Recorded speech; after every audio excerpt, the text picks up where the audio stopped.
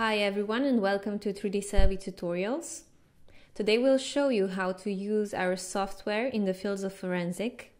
With our software we will produce a CAD sketch out of photogrammetry data. As you can see here we have images that were taken with Phantom 4 Pro. They were triggered with the circle mode with a GS Pro app. If we click on a sparse point cloud, we can see how they were triggered. This circle mode is best to calculate dense point cloud, but if you want to focus more on orthophoto as a result, the simple single grid mission with nadir images is the best option for data acquisition. So here we have two cars, road, cross sections and many more. And the next step from the point cloud is digital surface models. So we can see it here, of course, we can apply different view styles. For example, in this case, we have exact position of the Z level points. The next data type is orthophoto, which is in this case really accurate, really detailed. The resolution of the orthophoto is less than 1 centimeter. What the forensic need in this case is an end result in a CAD drawing, based on which they can decide all the technical parameters. And now I'd like to show you the easiest way to draw the CAD inside the 3D Survey software. We advise you to click on DSM here in the right corner of the software. We already classified out the cars and the buildings, so we have just the digital terrain model. I click on the drape orthophoto to stitch the ortho image to my terrain level, and now I'll do it without the grid. After you see this and do this, click on point cloud and DSM to add point cloud additionally over the terrain. Now we just need to move to the CAD tab, and here we have the full functionality of the CAD. Let's create a new layer. First, I'd like to vectorize the road, make the vector active, select any color you'd like to add. For example, I selected blue. Then select the thickness of a line, and then we can start with drawing. So first, I'd like to draw the road from the model. It's the same way as if we would be measuring outside on the field. We can measure 3D lines in detail in 3D Survey. If you click on the settings, you can add also the 2D distance or 3D distance, so you have a better representation of how far you can go to the next point and just continue drawing 3D lines. When you're satisfied, click right mouse click to finish the line.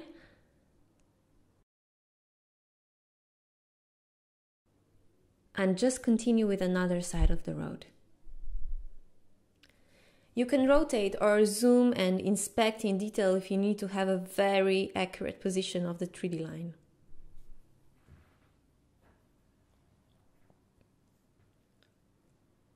Okay, so in this way we can vectorize all the details we would like to have, some distances from specific objects and so on. For now, we'll skip this part of the drawing and we'll return back to you with almost finished end results. We are back after around 45 minutes of drawing.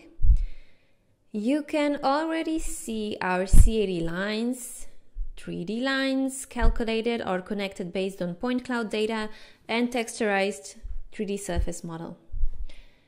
If I turn on the point cloud and DSM, now we just see the 3D lines and the point cloud. On the right side we have all the layers which we created. As you can see, road marks, road lines, cars, objects of interest, ground control point, checkpoints. Now I'll go to the point cloud and turn off the point cloud.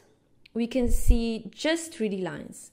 So those are actually very correct distances, correct scales, based on which we can perform those measurements. We can also see this on the orthophoto. If I turn it off, So here is my position and the position of our two cars. There is nothing more left to do than to export those data as DXF, let's say in a result folder, CAD drawing, and then you can import it in on any other CAD software like AutoCAD, Microsurvey, or something alike. Let's just open Microsurvey quickly. Okay, now we'll click on Opened and select DXF. Open, select DXF. Here it is. Okay, couple of more seconds. Okay, zoom, extend, and here we can see our model. It is very nicely made with all the details, 3D lines.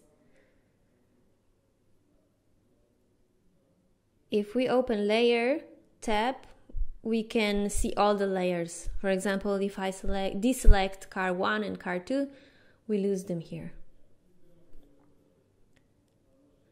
And now what I can do is I can also import orthophoto, which I said in TIFF file.